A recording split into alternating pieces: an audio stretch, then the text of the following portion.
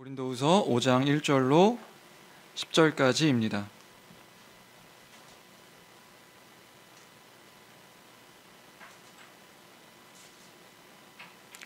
고린도후서 5장 1절로 10절까지 신약성경 290페이지입니다. 다 찾으신 줄 알고 우리 한 목소리로 읽도록 하겠습니다. 함께 읽습니다. 시작. 만일 땅에 있는 우리의 장막집이 무너지면 하나님께서 지으신 집 곧 손으로 지은 것이 아니요 하늘에 있는 영원한 집이 우리에게 있는 줄 아느니라. 참으로 우리가 여기 있어 탄식하며 하늘로부터 오는 우리 처소를 덧입기를 간절히 사모하노라. 이렇게 입음은 우리가 벗은 자들로 발견되지 않으려 함이라. 참으로 이 장막에 있는 우리가 짐진 것 같이 탄식하는 것은 벗고자 함이 아니요 오히려 덧입고자 함이니 죽을 것이 생명의 삼킨 바 되게 하려 함이라. 곧 이것을 우리에게 이루게 하시고 보증으로 성령을 우리에게 주신 이는 하나님이시니라. 그러므로 우리가 항상 담대하여 몸으로 있을 때에는 주와 따로 있는 줄을 아노니 이는 우리가 믿음으로 행하고 보는 것으로 행하지 아니함이로라. 우리가 담대하여 원하는 바는 차라리 몸을 떠나 주와 함께 있는 그것이라. 그런즉 우리는 몸으로 있든지 떠나 있든지 주를 기쁘시게 하는 자가 되기를 힘쓰노라. 이는 우리가 다 반드시 그리스도의 심판대 앞에 나타나게 되어 각각 선악간에 그 몸으로 행한 것을 따라 받으려 함이라. 아멘. 아멘. 우리는 계속해서 고린도후서를 함께 살피고 있습니다. 오늘 본문의 이야기에 앞서서 우리가 지난주에 함께 나눴던 내용의 그 본문들을 다시 이해하고 또 생각하고 정리할 필요가 있는데요. 왜냐하면 5장은 4장과 이어지는 내용이기 때문에 그렇습니다. 아까 지휘자매님께서 기도를 잘 해주셔가지고 지난주 설교를 이렇게 기도에 잘 설명해 주었는데 우리가 그것들을 다시 한번 좀 이렇게 기억할 필요가 있습니다. 사도 바울은 복음을 전하면서 많은 환난과 어려움들이 있었지요. 복음을 전하는 것 가운데 평탄한 어떤 그런 삶들이 아니었고 환난과 어려움 가운데 복음을 전하고 그렇게 드러내었습니다. 그리고 특별히 아시아에서 그 당한 환난을 근거로 해서 죽음의 상황까지 간 것들을 이제 경험한 것들을 통해서 우리 지난주에 어떤 것들을 나눴냐면 낙심하지 않은 이유를 이제 함께 사도 바울이 말한 것들을 통해서 우리가 함께 나눴습니다. 그러니까 죽음까지도 이제 맞닥뜨린 그런 경험을 통해서 그럼에도 불구하고 낙심하지 않는 이유, 그 낙심하지 않은 이유들을 우리가 함께 나눴지요. 그리고 우리 역시 낙심하지 않는 이유가 다르지 않다. 그 사도 바울이 낙심하지 않는 이유와 우리가 낙심하지 않는 이유가 다르지 않다. 그런 이야기들을 함께 나눴습니다. 먼저 지난주에 우리가 낙심하지 않는 이유 먼저 나눴던 것들을 한번 좀 생각해 볼까요? 낙심하지 않은 이유에 대해서 그리스도의 죽음을 운반하고 또 그리스도의 죽음을 운반하는 것 가운데 그 죽음과 같은 상황들의 환난과 어려움들을 경험하는 자신인데 그런 우리에게 생명이 나타나서 그리스도의 생명을 나타내니 낙심하지 않습니다. 그런 이야기를 우리가 함께 나눴습니다. 그러니까 그리스도의 죽음, 예수 그리스도의 죽음을 그 복음을 우리가 운반하고 전하고 나타내고 그 가운데서 죽음과 같은 환난과 어려움들이 우리에게 있는데 낙심하지 않은 이유가 뭐냐? 그리스도의 생명이 나타나는 것을 볼 때 우리가 낙심하지 않는다. 그리스도의 생명이 그 가운데서 나타나기 때문에 낙심하지 않는다. 그 얘기했죠. 그러면 그리스도의 생명이 나타난다는 것을 어떻게 하나? 했을 때 교회가 세워지고 교회가 함께 생명을 함께 누림을 볼 때 그리스도의 생명이 나타나는 것을 보는 것이다. 그래서 낙심하지 않는다. 그 말을 하고 있음을 우리가 생각해 봤습니다. 함께 나눠봤습니다. 그렇죠? 우리 역시도 그렇다. 그리스도의 십자가를 품고 그 복음을 믿음으로, 그 복음을 소망함으로, 그 소망을 품고 살아갈 때 그럼에도 여러 환난과 어떤 어려움들이 우리에게도 있습니다. 물론 우리는 바울과 같이 실제적인 죽음을 염두하게 되는 그런 상황들이 있는 것은 아니죠. 복음을 전할 때, 복음을 드러내고 나타낼 때 우리에게 바울과 같이 그 죽음을 염두하게 되는 지금 상황이 그런 상황들은 아니지만 그럼에도 불구하고 우리 역시 무질서하고 하나님의 권위에 대해서 거부하는 그런 시대 속에서 우리가 살아가고 있습니다. 그런 시대 속에 살아갈 때에 그 복음을 품고 그 복음을 우리가 짊어지고 살아가는 우리에게 환난과 포기와 여러 조롱과 무시, 수많은 어려움들이 우리에게 있을 수 있습니다. 예수 그리스도를 믿는다는 이유 때문에 포기해야 되는 여러 불이익들이 있을 수도 있고요. 끝까지 참고 섬겨야 하는 그런 일들이 우리에게 존재하게 됩니다. 우리에게도 그런 일들이 있다고요. 물론 바울과 같이 죽음의 그 어려움, 죽음의 상황 가운데 처해 하는 일들은 없다 할지라도 그럼에도 불구하고 그리스도의 그 죽음을 품고 살아가는 우리에게도 어려움이 있을 수 있습니다. 주를 따라 살아가지만 자신의 삶을 놔버릴 만큼 환난과 어려움들이 있을 수 있는 거죠.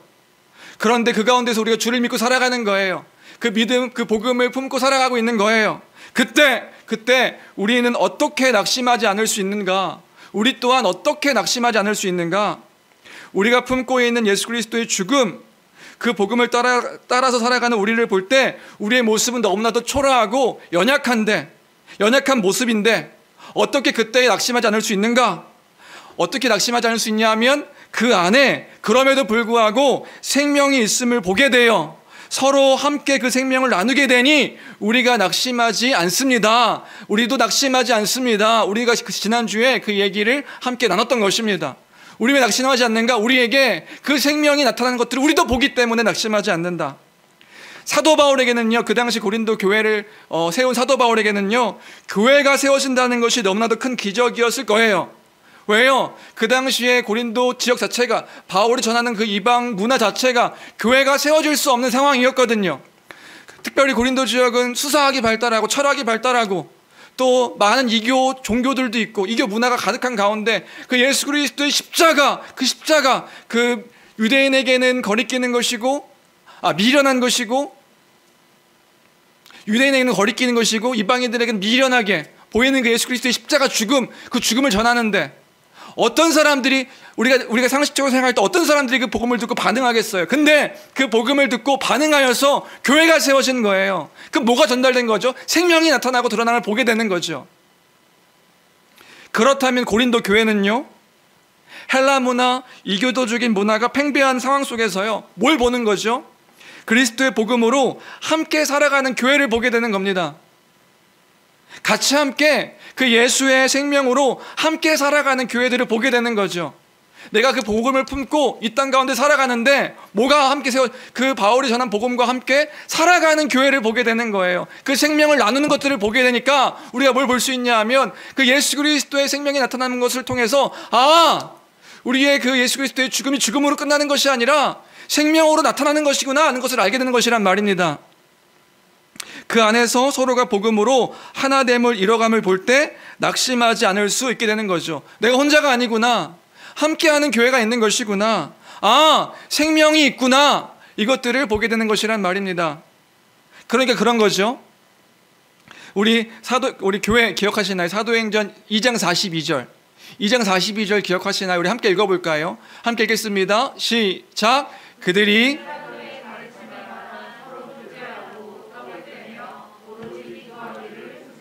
네, 교회가 힘써 지키는 일이 있었습니다. 그게 뭐죠? 사도의 가르침을 받는 거예요.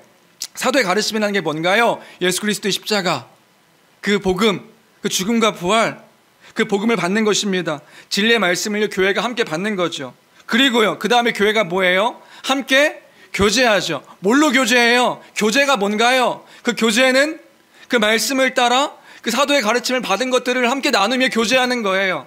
그럼 교제할 때 그 말씀 안에서 살아가는 삶, 그 안에서 살아가는 은혜들을 나눕니다. 그럼 어떻게 되나요? 우리가 그 복음을 따라 살아가는 삶의 그 여정들을 서로 함께 나누는 거예요. 그럼 나눌 때 그 복음이 아니면 포기할 수밖에 없는 우리의 상황과 형편 가운데서 그 사도의 가르침을 받아 지키는 것들을 따라 살아가는 것들을 함께 나눌 때 뭐가 전달되어지는 거예요? 생명이 전달되어지는 거죠. 그럼 그때 생명이 나눠질 때 우린 뭘 보게 되는 거죠? 함께 그리스도 안에서 살아가는 우리를 보게 되어지므로 예수의 생명을 함께 나누게 되어지는 것이란 말입니다. 그럼 그때 우리는 뭐예요? 우리가 경험한 것들은 뭔가요? 힘을 얻는 거예요. 용기를 얻는 거예요. 낙심하지 않는 거예요. 왜요? 혼자가 아니니까요. 예수의 생명을 나누는 교회가 함께 있기 때문에 낙심하지 않을 수 있는 것이란 말입니다. 끝까지 그 복음의 그 끝, 소망하는 것들을 함께 나눌 수 있는 교회가 있기 때문에 낙심하지 않을 수 있는 것이란 말이지요. 하나님 나라의 그 창조 때 약속하셨던 하나님 나라의 복, 서로 한 몸처럼 사랑하는 공동체의 복을 누리게 됨을 보는 것이란 말입니다. 언제요? 그 사도의 가르침을 따라 함께 교제함으로, 함께 기도함으로 살아가는 교회를 볼 때요. 우리가 사도의 가르침을 받아서 그 가르침을 따라 서로 교제할 때요. 그냥 인간적인 생각과 인간적인 방법이 아니라 사도의 가르침을 받아 살아가는 우리 교회를 볼 때요. 그러니 우리를 통하여서 서로가 함께 예수의 생명을 나누게 될 것이고, 그 안에서 우리는 그리스도께서 다시 오시는 날에 함께 서 있을 것들을 기대하는 거죠. 지난주 사도 바울이 고백한 것처럼요. 주님 다시 오실 때 우리가 하나님 앞에 함께 서 있는 것들을 우리가 소망하게 되는 거예요. 그러니까 낙심하지 않습니다. 주 안에 사랑하는 성도 여러분, 교회가 함께 있기에 낙심하지 않는 우리 모두가 되길 주님의 이름으로 축원합니다. 그 복음을 함께 나누는 교회가 있기 때문에 우리는 낙심하지 않는 거예요. 이 땅 가운데서요. 말씀을 따라 살아가는 것들이 때로는 초라해 보이고 어리숙해 보이고 어리석어 보여도 낙심하지 않는 거예요. 혼자가 아니니까요. 같이 하는 교회가 있으니까요. 그런 교회를 누리고 또 함께 소망하는 우리 모두가 되기를 주님의 이름으로 축원합니다. 교회가 있어요. 교회가. 우리가 있어요. 두 번째로요. 영원함을 볼 때 낙심하지 않는다. 그 얘기했지요. 시간 관계상 다 설명할 수 없지만 시간의 영원함, 또 약속의 영원함, 그래서 잠시 받는 그 환난의 경함, 가벼움이 있습니다. 그런데 엄밀한 의미에서 이 환난은 가벼운 것은 아니죠. 무거운 거예요. 생명의 위협이고 죽음의 위협이고 어려움인데 어떻게 이게 가볍다 이해할 수 있어요? 어떻게 이게 가볍다고 이야기할 수 있는 것이란 말입니까? 가볍지 않죠. 근데 가볍다고 말할 수 있는 이유는 뭐냐 하면 우리가 이것을요, 영혼 안에서 묵상하는 겁니다. 영원함이 있다. 누구에게? 우리에게요. 시간의 영원함, 그 시간의 영원함 가운데 잠시 받는 우리의 지금의 환난은 가볍다라고 말할 수 있는 것이겠죠. 약속의 영원함이 있습니다. 하나님께서 약속하신 그 하나님 나라의 복과 안식과 영생의 영원함이 있습니다. 그 영원한 것들 안에서의 이 땅에서의 잠시 받는 환난은 가볍다라고 말할 수 있는 것이겠지요. 사도 바울이 그래서요, 낙심하지 않습니다 라고 말하고 있는 것을 우리가 볼 수 있었습니다. 낙심하지 않습니다. 왜요? 우리에게는 영원함이 있으니까. 하나님과 영생의 관점에서 하나님과 영원토록 함께할 그 약속이 있으니까, 그 약속으로 말미암아 또한 낙심하지 않는 우리 모두가 되기를 주님의 이름으로 축원합니다. 그래서 이렇게 고백할 수 있었던 거죠. 겉사람은 날마다 낡아지지만 속사람은 날마다 새로워지도다. 그리스도 안에서 우리의 속사람은 날마다 새로워져서 영원을 따라 살아간다. 그래서 우리는 이 믿음이 있기 때문에 낙심하지 않는다. 네, 낙심하지 않습니다. 낙심하지 말아야 합니다. 낙심하지 않는 우리 모두가 되어야 될 줄로 믿습니다. 네, 낙심하지 않는 우리 모두가 되기를 또 축복합니다. 그리고 이어서 5장입니다. 이어서 5장을 생각해야 되는 거예요. 5장에서는요 4장에 이어서 이런 얘기하고 있는 거예요. 그런데 그럼에도 불구하고 우리에게 죽음이 있을 수 있다는 거예요. 그 여러 환난과 어려움 가운데 죽음이 있을 수 있는데 우리는 이 죽음을 어떻게 받아들여야 되는가, 이 얘기를 하고 있는 거죠. 복음을 위해 살아가다가, 그 복음을 따라 살아가다가, 그 복음을 믿고 그것들을 우리가 갖고 그 복음을 기준으로 삼아서 그걸 소망하며 살아가다가 그럼에도 불구하고 우리에게 죽음이 있을 수 있는 거예요. 그럼 우리는 그 죽음을 어떻게 이해해야 되는가? 죽음에 대해서 어떻게 생각하고 받아들여야 되는가? 그 얘기를 하고 있는 겁니다. 여러분은 죽음에 대해서 어떻게 생각하고 계세요? 여러분 죽음을 생각하시나요? 죽음에 대해서 여러분들은 어떻게 받아들이고 계세요? 우리는 다 죽습니다. 근데 이 죽음을 우리는 어떻게 이해하고 계시나요? 많은 분들이요, 죽음이라는 이 주제를 애써서 피하는 경향들이 있습니다. 죽음은 막연하게 있을 그 미래의 일들로 생각하는 거죠. 그래서 지금은 있지 않을 일이기 때문에 애써서 생각하지 않는 어떤 주제가 죽음이라는 주제인 것 같아요. 또는요, 죽음에 대해서 뭔가 불결하게 생각하는 거예요. 그거는 입에 담으면 안 되는 얘기지. 죽음, 부정하게 죽음 죽는 얘기하세요? 이 죽음을 우리는요, 뭔가 부정하고 불결한 이야기로 생각하니까 꺼내고 싶지 않은 거예요. 그런데 누구에게나 그렇지만 그리스도인들에게 있어서 이 죽음은 중요한 주제입니다. 왜요? 이 죽음은요, 우리 모두의 실존과 관련되어 있는 주제이기 때문에 그래요. 우리가 이 죽음에 대해서 기억하고 묵상할 때요, 이 죽음으로부터 하나님에 대한 소망으로 이렇게 이어질 수 있는 것입니다. 죽음을 묵상할 때야 비로소 하나님에 대한 소망으로 이어지는 거예요. 그래서요, 이제 복음의 기초나 복음의 핵심이나 이런 얘기할 때도요, 죽음에 대한 이야기들을 간략하게 나눴었죠. 나중에 기회가 되면 이 죽음을 다시 한번 좀 길게 나누고 싶지만, 여하튼 우리는 말씀드리고 싶은 건 뭐냐 하면, 죽음에 대해서 우리는 생각해야 한다. 어떻게 생각해야 되느냐? 오늘 본문 안에서 사도 바울이 전하는 맥락, 그 안에서 그리스도인의 죽음에 대한 부분들을 함께 나누고자 합니다. 첫 번째로 보고 싶은 건 뭐냐면요, 우리가 1절부터 10절까지를 함께 읽었는데 1절부터 4절까지를 먼저 보려고 합니다. 1절부터 4절까지요. 1절부터 4절까지를 보면서 먼저는요, 본문에서 오해하지 말아야 되는 몇 가지가 있어서 그 이야기를 하고 본문에서 말하려고 하는 그 뜻을 좀 생각해 보려고 합니다. 첫 번째로요, 오늘 본문에서는 오늘 본문을 보면요, 1절 한번 볼까요? 1절입니다. 1절. 고린도후서 5장 1절인데요. 1절 함께 읽겠습니다. 함께 읽습니다. 시작. 만일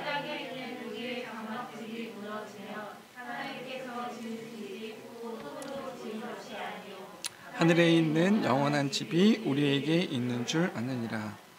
오늘 본문에서요, 1절을 보면 장막과 영원한 집의 그 대조, 비교로 이제 본문이 시작되는 것을 볼 수 있습니다. 그래서요, 오늘 우리는요, 자칫 이 본문을 읽으며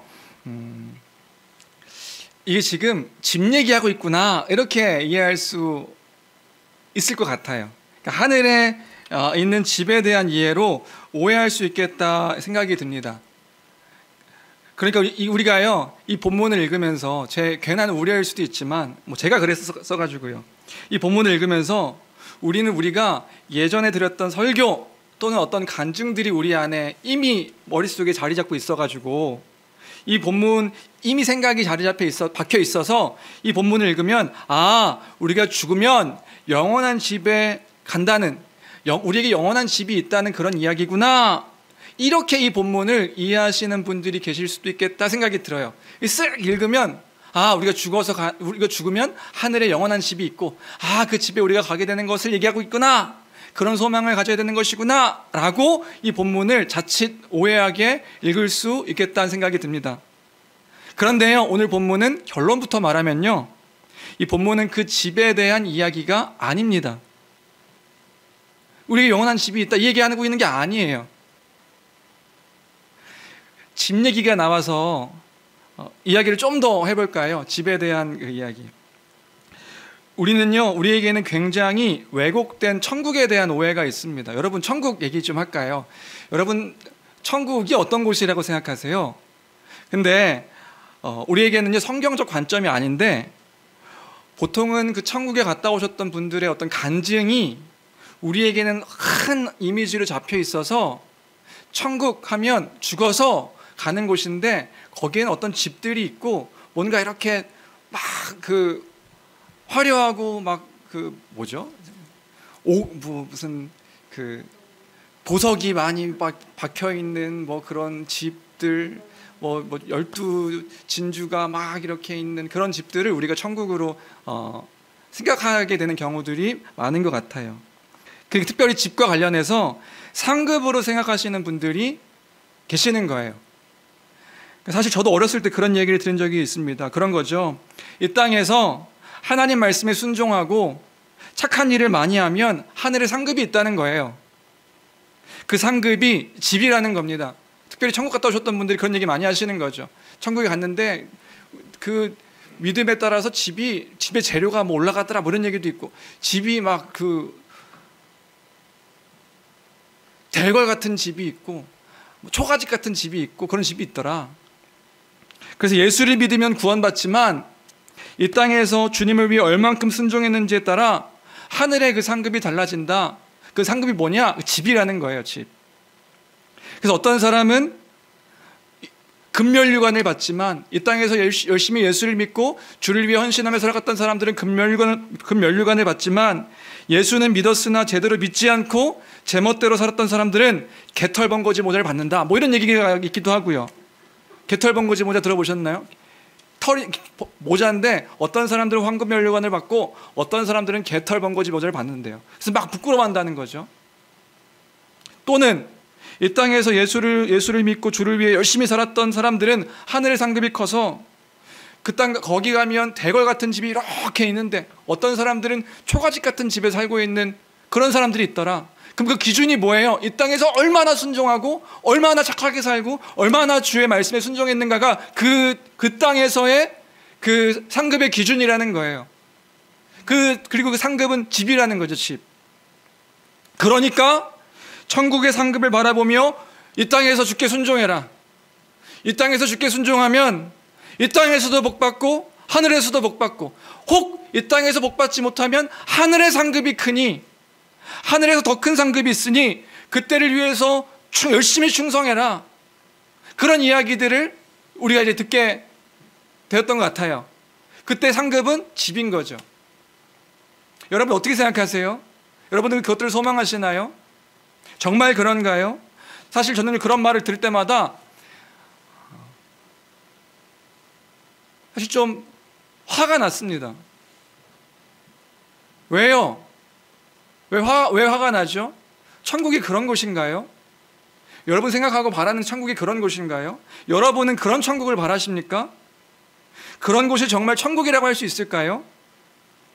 그럼 그런 거예요. 뭐냐 하면 제가 화났던 건 그거예요. 그럼 그 땅 가서도 빈부격차가 있단 말인가? 가난한 사람이 있고 부한 사람이 있는 거예요. 뭔가 초라한 사람이 있고 뭔가 되게 영광스러운 사람이 있는 거예요. 그래서 이 땅에서도 뭔가 큰 집 살고 저 타워팰리스 살고 수십억짜리 집에 살면 떵떵거리고 있고 뭔가 이 조그만 집에 살면 부끄러워하고 있는데, 그럼 그 땅 가서도 그렇게 어떤 사람은 자기 의로 인해서 큰 대궐을 받아 나는 대궐에 살고 있어. 어떤 사람은 초라한 집에 삶으로 난 너무 초라해, 난 너무 부끄러워. 이러한 것들이 여전히 존재한다고 한다면 그것이 정말로 천국이라고 할 수 있을까요? 어떤 사람은 더 우열한 자로 여기면서 내가 더 나은 사람이지, 내가 이 땅 가운데서 열심히 일했으니까 로또 같은 거예요? 천국이요? 로또 같은 거여서 이 땅에서는 안 되지만 한 방의 역전이 그 땅에선 되니 내 그 땅 가서는 떵떵거리며 살기 위해 이 땅에서 충성해야 한다는 것, 그게 충성의 목적이란 말인가요? 어떻게 그렇게 저급하고 값없는 영광으로 천국을 만들 수 있단 말입니까? 저는요 그 말 들으면서요 그런 천국은 소망되지 않는다 생각이 들었어요. 여러분 그런 천국 소망되십니까? 뭐 어떤 분이 이러실 수 있어요. 목사님, 그래도 목사님은 목사님이시니까 대궐 같은 집이 있으실 거 아니에요? 그럴 수 있죠. 근데 제가 그거 가지고 우리 성도들과 비교하면 나는 그래도 더 나은 삶이었어, 우리 성도들은 아이고 부끄러운 삶이었어, 그럼 기뻐한다고 한다면, 그걸 보면서 막 으시드면서 기뻐한다고 한다면 그건 천국이 아닐 것이란 말입니다. 그건 천국이 아니에요. 성경에서 말하는 하나님 나라의 모습이 아닙니다. 이런 왜곡된 이해가 있다 보니까 이런 본문을 읽으면 그 본문이 어떤 의미인지 생각하지 않고 죽어서 가는 천국, 집, 상급 이렇게 생각하는 경우들이 있을 수 있겠다 생각이 드는 거예요. 오늘 본문, 이 본문도 집에 대한 이야기를 하고 있구나, 영원한 집이 있다는 걸 얘기하고 있구나. 아니요, 오늘 본문은 그 집에 대한 이야기를 하고 있는 게 아닙니다. 오늘 본문은 뭐냐면요, 부활에 대한 이야기를 하고 있는 거예요. 부활이요. 그래서 우리가 1절을 읽으면 장막과 하늘에 있는 영원한 집으로 이야기하고 있지만 2절 한번 읽어볼까요? 2절 읽으면요, 2절에는요 참으로 우리가 여기에 있어 탄식하며 하늘로부터 오는 우리의 초소를 덧입기를 간절히 사모하노라 이렇게 얘기하고 있어요. 덧입는 것. 3절에서도요 이렇게 입음은 우리가 벗은 자들로 발견되지 않으려 함이라 이렇게 되어 있는 거죠. 그러니까 암 문맥 안에서 생각할 때요, 지금 사도 바울은 환난 가운데서 그리스도인의 죽음에 대한 이야기를 하고 있고요, 그 죽음, 만일 우리가 죽게 되어지면 어떻게 되어지느냐, 그럼에도 불구하고 우리가 담대할 수 있는 이유는 부활이 있기 때문이다, 이 얘기를 하고 있는 것이란 말입니다. 겉사람은 낡아지나 속사람은 새로워지는데 만일 이 땅에 있는 우리의 장막 집이 무너지면, 우리에게 죽음이 있다면, 그 얘기하고 있는 거예요. 장막이라는 그 비유를 통하여서 우리의 몸 얘기를 하고 있는 거죠.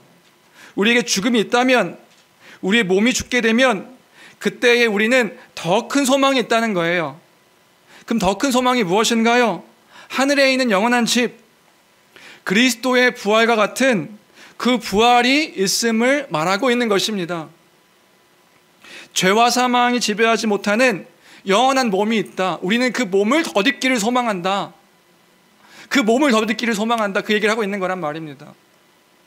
그러니 이 죽음이 두려운 것이 아니라, 만일 우리 장막이 무너져서 우리의 죽음이 있다면 그것이 두려운 것이 아니라 우리가 담대할 수 있는 것이다. 그것을 소망하는 것이다. 그 이야기를 하고 있는 것임을 우리가 기억할 필요가 있습니다. 그래서 오해하지 말자. 집이 있다는 얘기가 아니다. 죽어서 가는 집이 있다는 얘기가 아니다. 부활의 소망이 있다는 얘기를 하고 있는 것이다. 두 번째로요, 우리가 오해할 수 있는 것은 2절에서 탄식한다는 표현입니다. 탄식한다. 여기서도 자칫 우리가 잘못 이해하면 이 땅에서 받는 환난 때문에 사도가 자신의 삶을 탄식하고 한숨 쉬고 낙심하고 있다고 우리가 이해할 수 있습니다. 그래서요, 몸을 부정하고 이 땅의 삶을 부정적으로 말하고 있는 것으로 생각할 수 있는 거죠. 자신의 이 환난에 괴로워하고 삶을 부정하고 있다. 그래서 나는 이 빨리 몸을 벗어나고 싶다, 이 얘기를 하는 것으로 우리가 오해할 수 있어요. 그렇지만 사도는 지금 그 말을 하고 있는 것이 아닙니다. 그럼 무슨 얘기하고 있냐면요, 오히려 부활을 간절히 사모하고 있음을 말하고 있는 거예요. 그 부활을 소망하고 있다. 주님이 다시 오셔서 죄와 사망을 승리하심을, 우리가 영원토록 함께 참여할 수 있기를 고대하는 것. 그러니까 우리에게는 죽음이 끝이 아니어서 영원한 부활이 있을 것이기에 그것을 간절히 고대한다, 간절히 소망한다, 간절히 기대한다, 이런 말을 하고 있는 것이란 말이지요. 그러니까 이런 의미입니다. 지금 환난이 있어요. 이 땅 가운데 어려움이 있어요.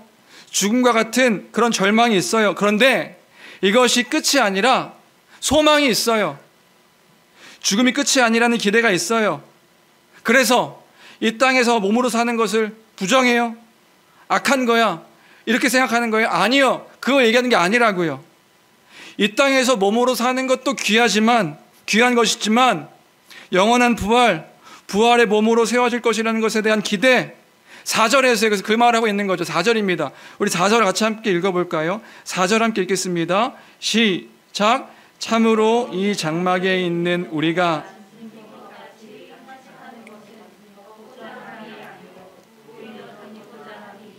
죽을 것이 생명의 삼킨 바 되게 하려 함이라. 네, 벗고자 함이 아니요 생명의 삼킨 바 되게 하려 함이라. 그 생명 가운데 덧입고자 함이라. 이 몸을 부정하여서 이 몸을 버리고 내가 새로운 곳을 간다, 이게 아니라요, 그 생명에 내가 그 영원한 부활에, 그리스도의 부활에 내가 그 삼킨 바 되어지고 싶다. 그 부활을 소망한다. 이 소망에 대한 것들을 간절하게 바라고 있는 게 지금 5장에서의 내용이란 말입니다. 제가 이 말을 왜 하냐면요, 우리도 그럴 수 있는데 고린도 지역에는요 그런 인식이 있었거든요. 예전에도 한번 말씀드렸지만 그 고린도 지역에서는요 이원론적인 사고가 있었습니다. 그 이원론적인 사고는 뭐냐면요, 이원론이 뭐냐면 육체는 악하고 영적인 것은 선하다, 이렇게 보는 관점인 거예요. 그래서 물질적인 세계, 물질적인 세상, 우리가 사는 세상은 악하다. 그 뭐만 선하냐면 영적인 세상, 영적인 것만 선하다. 이 세상에서 벗어나서 새로운 영의 세계로 들어가는 것은 선하다 하는 생각이 이원론적인 사고인 거죠. 그래서 이 땅의 것들은 다 부정한 거예요. 그럼 뭐만 선한 거예요? 우리가 말하는 영적인 것만 선하다고 말하는 것, 이게 이분법적인 사고인데요, 사도 바울은요 그것을 거부하고 있는 겁니다. 왜요? 몸의 부활을 소망하기 때문에. 여러분, 부활은요 그리스도와 같이 몸이 부활하는 거예요. 우리는 그 몸의 부활을 믿는 거예요. 이 몸이 끝나는 것이 아니라, 이 사망으로 이 모든 것들이 끝나는 것이 아니라 그리스도와 같이 생명으로, 그 몸으로 부활함을 말하는 거예요. 그리스도께서 몸으로 부활하셨기 때문에. 우리도요 이런 이원론적인 사고가 있습니다. 영적인 것은 선하고 무언가 세상의 일들은 악하다는 인식이 있어요. 그래서요, 영적인 게 뭐죠? 교회에서 하는 일들이요, 그건 선하다고 생각해요. 예배하고 찬양하고 기도하고 이런 것들은 선하고, 세상에서 일하고 가정을 돌보고 자신이 있는 자리에서 일터에서 일하고 이런 것들은요, 뭔가 그 교회 일보다 낮고 저급하고 선하지 않은 건 아니지만 뭔가 이렇게 낮은 걸로 생각해요. 아닙니다. 하나님께서 창조하신 모든 세상이요, 하나님 보시기에 심히 좋았습니다. 창조 때요, 하나님 보시기에 심히 선한 세상이에요. 이 모든 세상이요, 원래 다 선한 것이었다고요. 그래서요, 아담과 하와가 뭐 했습니까? 아담과 하와가요, 예배하고 기도하고 찬양하고 그 일한 게 아니에요. 하나님의 일을 하는데 그 하나님의 일이 뭐였냐면 생육하고 번성하는 그 일, 그리고요, 하나님께서 하셨던 그 세상을 다스리고 정복하는 그 일, 다스리는 일들을 아담과 하와가 했다고요. 그런 이분법적인 사고, 이분법적인 이해를 거부하고 죄로 인해서 죽어가고 있는 이 육체가 생명으로 온전해지기를 바란 것입니다. 누가요? 사도 바울이요. 그러니까 우리가 한편으로 오해하면 안 되는 것은 뭐냐 하면, 사도 바울이 이 몸으로 사는 것들을 탄식했기 때문에 이 몸은 부정한 것이다. 아니요. 몸을 부정하게 여기지 않고 영원한 부활을 소망했다는 것들을 더 강조하기 위한 표현이 이 탄식했다는 표현이란 것입니다. 그래서 1절부터 4절까지의 결론은 뭐냐면요, 결론은 뭐냐면 사도 바울은 지금 그 얘기하고 있는 거예요. 설령 우리에게 죽음이 있다 하더라도 우리에게는 영원한 부활의 소망이 있으니 두려워하지 않는다. 오히려 주께서 허락하실 부활이 있기에 우리는 더욱더 큰 소망 가운데 살아가는 사람들이다. 그러니까 이런 얘기죠. 고린도전서 15장에서는요, 부활이 없다 말하는 사람들에 대해서요, 변증하는 것들을 볼 수 있어요. 그래서 15장에서는 뭔가 어조가 강하죠. 어찌 부활이 없다 하느냐, 막 한편으로는 꾸짖는 것처럼, 누가 어떻게 이렇게 그리스도께서 부활하셨거늘 어떻게 사람들이 부활이 없다 하느냐, 뭔가 강한 어조의 글처럼 느껴져요. 근데 고린도 후서 5장에서의 느낌은 좀 다르죠. 그 어조가 좀 다릅니다. 다른 맥락에서 말하고 있어요. 그게 뭐냐 하면 사도가 처해진 상황 가운데서의 부활에 대한 소망인 거예요. 그러니까 어때요? 내가 부활을 소망한다, 그 얘기를 하고 있는 거죠. 지금 내가 환난 가운데 있는데 사방으로 오겨쌈을 당하고 죽을 상황 가운데 처해져 있는데 낙심하지 않는다, 이렇게 얘기한 후에 지금 사도 바울이 뭘 얘기하고 있냐면요, 낙심하지 않는데 만일 우리의 육신의 장막이 무너져도 두려워하지 않는다. 왜요? 육신의 장막이 무너질 수 있음을 생각하는 거예요. 근데 그럼에도 불구하고 그 죽음에 대해서 어떻게 생각하고 있냐면 영원한 소망이 있기 때문에, 부활이 있기 때문에 우리는 부활을 소망함으로 담대하다, 이 얘기를 하고 있는 것이란 말입니다. 그리스도의 죽음 어떻게 생각해야 되는가? 우리는 이 죽음에 대해서요, 단순히 죽음으로 끝나고, 죽음은 뭔가 불결하고 부정하고 슬퍼하고, 물론 이 죽음은 헤어짐의 그 아쉬움이 있기 때문에 슬픈 것은 맞지요. 그러나 우리에게 죽음은 어떤 의미냐 하면 영원한 부활에 대한 소망을 갖는 것이 죽음이다. 이 죽음으로 말미암아 우리가 어떤 것들을 생각할 수 있냐 하면 영원한 생명이 있음을 기억하게 하는 것이 죽음이다. 그래서 우리가 또한 낙심하지 않을 수 있는 이유가 되는 것이지요. 죽음 가운데서도요. 주 안에 사랑하는 성도 여러분, 우리의 죽음에 대한 이해도 이와 같습니다. 그래서 성도에게 이 죽음이 너무 슬픈 일이 아닌 거예요. 왜요? 우리에게는 죽음이 끝이 아니라 생명을 덧입는 그런 일이 있음을 확신하기 때문에. 그래서 죽음을 너무 슬퍼하지 아니하고, 또한 우리가 이 죽음 가운데 영원한 것들을 바라보며, 그 부활을 바라보며, 그 승리와 그 죄와 사망 가운데서의 승리, 참된 승리를 바라보며 참된 소망을 부활로 가질 수 있는 우리 모두가 되기를 주님의 이름으로 축원합니다. 그리고요, 5절에서 그 말하는 거예요. 이것을 어떻게 확정할 수 있는가? 이 부활이 있음을 어떻게 확정할 수 있는가? 5절에서 그 말하고 있는 거죠. 5절 같이 읽어볼까요? 5절입니다. 5절 같이 읽습니다. 시작. 곧 이것을 우리에게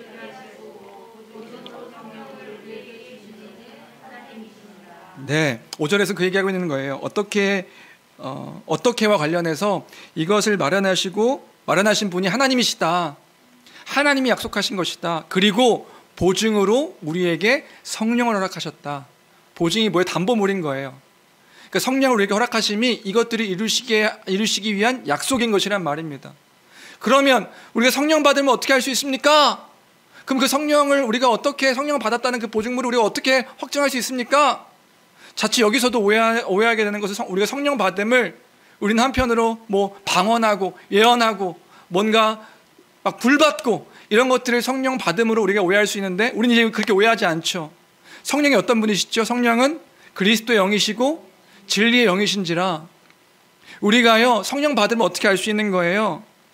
우리가 그래서 고린도후서 4장을 우리가 함께 살펴봤던 것입니다. 4장 6절 함께 살펴볼까요? 고린도후서 4장 6절입니다.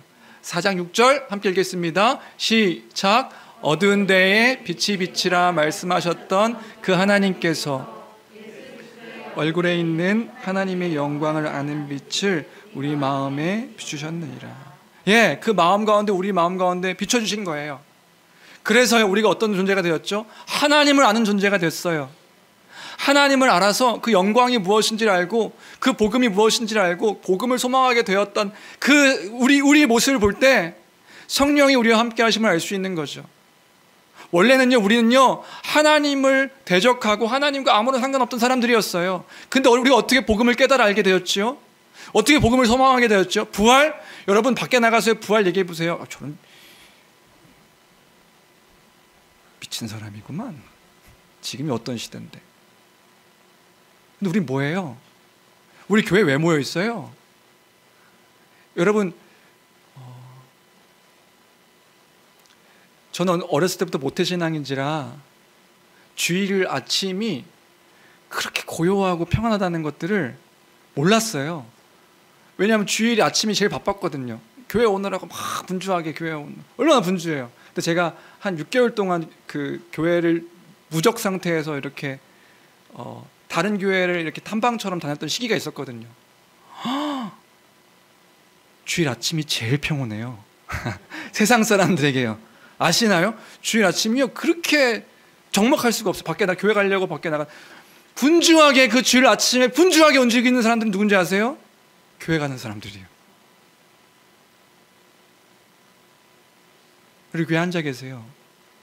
왜 여러분들 여기 안에서 교회로서 살아가겠다고 그렇게 열심히 계시는 그 복음 가운데 그 복음을 믿고 소망하며 살아가시는 거예요. 그것이요 곧 성령을 받은 우리의 증거인 거예요. 막 불이 나고 나는 불 받지 못해서 뭔가 막 뜨거운 막 이것들이 없어서 난 성령을 받은 증거를 잘 모르겠어요. 아니요. 성령은요 그리스도의 영이시고 진리의 영이십니다. 그 진리를 깨닫게 하시는 분이 성령이신 거예요. 그 보증으로 성령을 우리에게 허락하셔서 어두운 데 빛이 비치라. 그것만큼 기적적인 일이 없는 거라고요. 창조의 말씀을 끌고 돌아와서 새 창조의 역사가 우리에게 일어난 거예요. 하나님께서 예수 그리스도의 얼굴에 있는 하나님의 영광을 아는 빛을 우리 마음 가운데 비추셨느니라. 그래서 비춤 가운데 우리가 그 생명이 있음을 보는 거죠. 생명이 있음을 기뻐하는 거죠. 생명이 함께 이 교회 안에 있음을 알고 소망하는 거죠. 그 보증을 우리에게 허락하셨으니 우리에겐 부활의 소망이 있습니다. 부활이 확실한 겁니다. 하나님께서 일을 이루셨습니다. 이 얘기를 5절에서 하고 있는 것이란 말입니다. 그래서 마지막 결론. 그렇기에 우리는 이 환난 가운데서 어려움 가운데서 그 죽음의 위협까지 있는 우리의 상황이 처해질 수 있는데 그때의 그리스도인은 어떻게 살아야 되는가? 그게 8절에서 9절까지입니다. 물론 10절까지 봐야 되지만 8절에서 9절까지 8절 9절 마지막으로 함께 읽겠습니다. 시작. 우리가 담대하여 원하는 바는 차라리 몸을 떠나 주와 함께 있는 그것이라.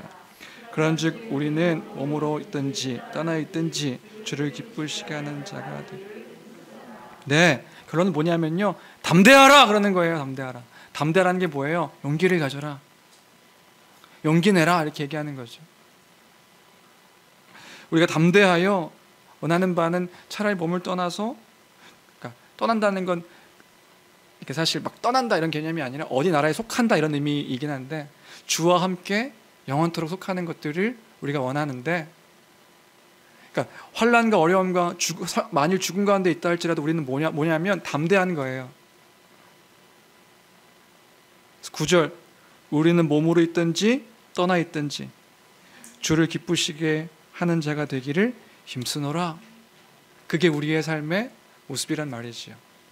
주눅들거나 슬퍼하거나 괴로워하거나 답답해하거나 이것으로 끝나는 것이 아니라 우리 용기를 내는 겁니다. 왜요? 용기 낼 수 있는 이유가 뭐예요? 설령 우리에게 죽음이 있다 하더라도 우리에게 영원한 소망, 그 부활의 소망이 있기 때문에. 그럼 부활이 뭔데요? 부활이 우리에게 어떤 의미인데요? 그건 나중에 보내드린 영상 함께 보면서, 그것을 믿는 자들이다, 그것을 믿는 우리이다. 말씀을 정리합니다. 6절, 7절에서 그런 얘기하죠. 우리가 하나님을 눈으로 보이지 않지만, 눈에 보이지 않지만 우리가 믿음으로 살아가는 거예요. 믿음으로 살아가는 것입니다. 그 부활의 약속의 것들을 믿음으로, 하나님께서 우리와 함께 하심에 대한 믿음으로. 결론은요, 용기 내어서 담대함으로, 낙심하지 아니하고 우리에게 그 부활이 있음을 기억하여 감사함으로, 기뻐함으로 살아가는 우리 모두가 되기를 주님의 이름으로 축원합니다. 그래서 기뻐하시는 거예요. 그러니까 우리 좀 더 웃자고요. 여러분, 뭔가 세상짐을 다 짊어가고 있는 듯하게 막 그 괴로운 것들을 우리가 눈으로 마스크만 쓰고 있으니까 우리가 지금 입은 웃고 계실지 모르는데 눈은, 여러분들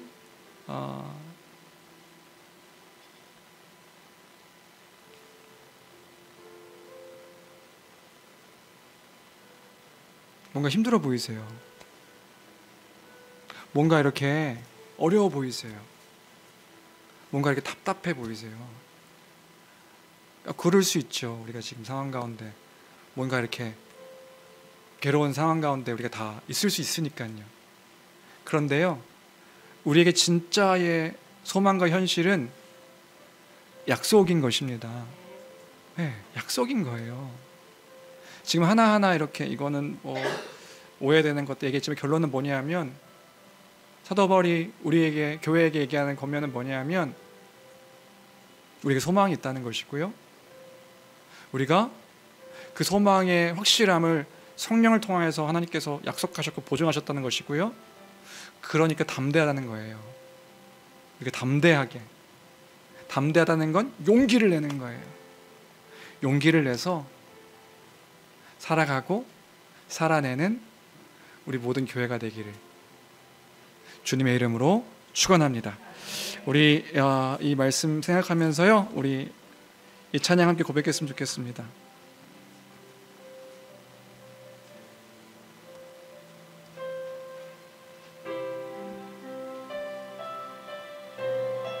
주님 다시 오실 때까지 우리는 이 길을 가겠습니다. 믿음의 고백으로 함께 찬양하겠습니다. 주님 다시 오실 때까지 나는 이 길을 가리라.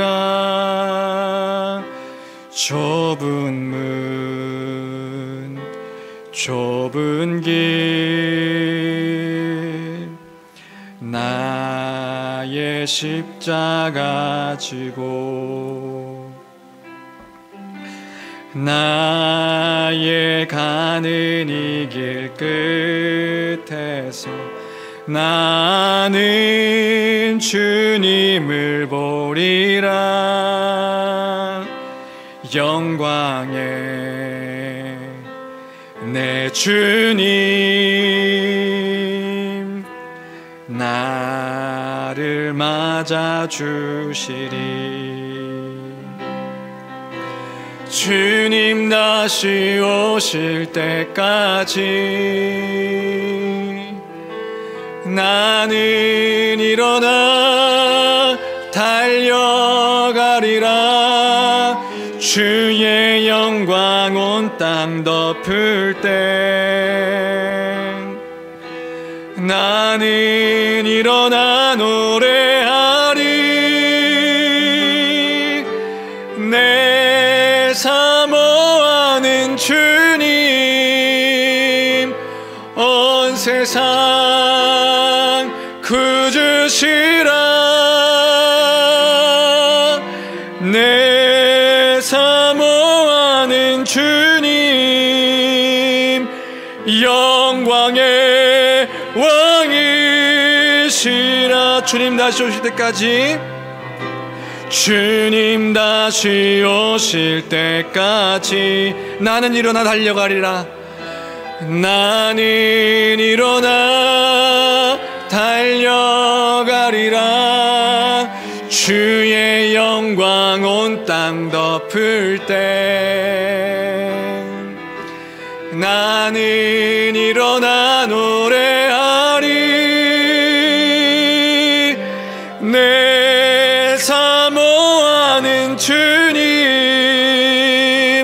온 세상 구주시라. 내 사모하는 주님 영광의 왕이시라. 마지막으로 내 사모하는 주님, 내 사모하는 주님 온 세상 구주시라. 내 사모하는 주님 영광의 왕이시라.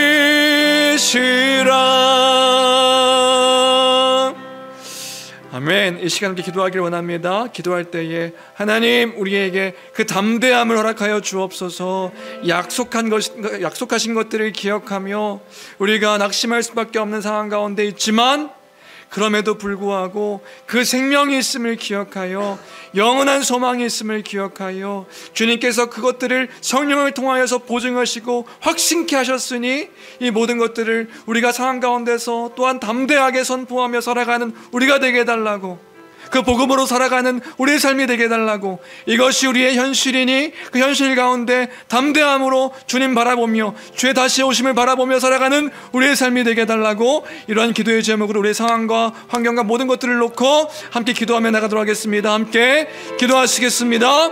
존귀하신 하나님 아버지, 은혜와 사랑을 감사합니다.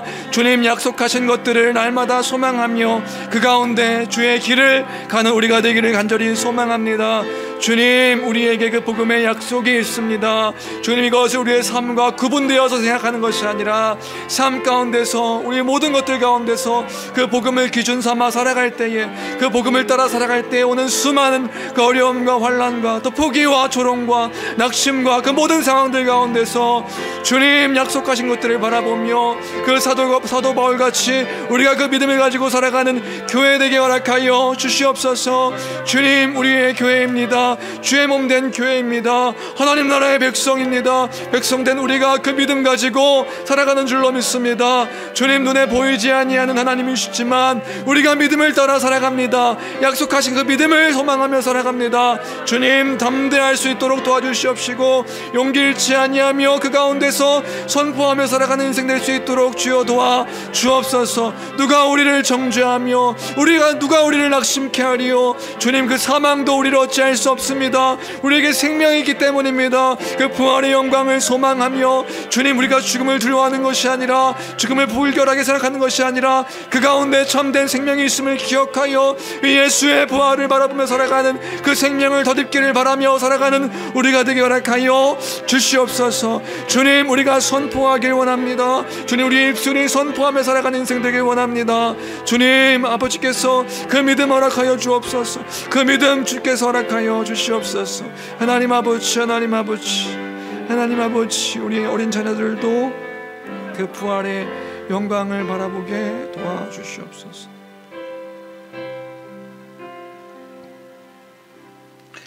하나님 아버지,